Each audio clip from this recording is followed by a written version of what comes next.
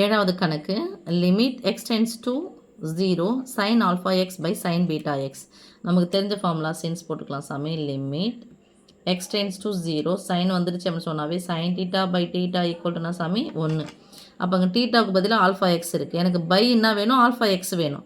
அப்போ நான் ஆல்ஃபா எக்ஸால் வகுத்தேன் அப்படின்னு சொன்னால் ஆல்ஃபா எக்ஸால் என்ன பண்ணணும், பெருக்கணும். அதே மாதிரி தான் sign beta x.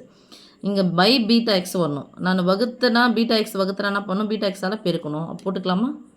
Limit x tends to infinitive sine alpha x by alpha x. நான் வகுத்துட்டேன் ஃபார்முலா வடிவத்தில். அப்போ வகுத்தா என்ன பண்ணணும், பெருக்கணும். மதிப்பு என்ன பண்ணக்கூடாது, மாறக்கூடாது.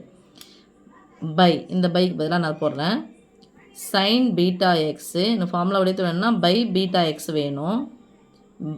பீட்டா எக்ஸால் வகுத்தேன் அப்படின்னு சொன்னால் பீட்டா எக்ஸ் என்ன பண்ணணும், பெருக்கணும். அப்போ இதனுடைய வேல்யூ ஃபுல்லாக என்ன ஆகிடும், இதனுடைய வேல்யூக்கு limit x tends to 0 sine theta by theta மதிப்பு 1. அப்போ இதனுடைய வேல்யூ என்ன ஆகிடும், நமக்கு 1 வந்துடுமா?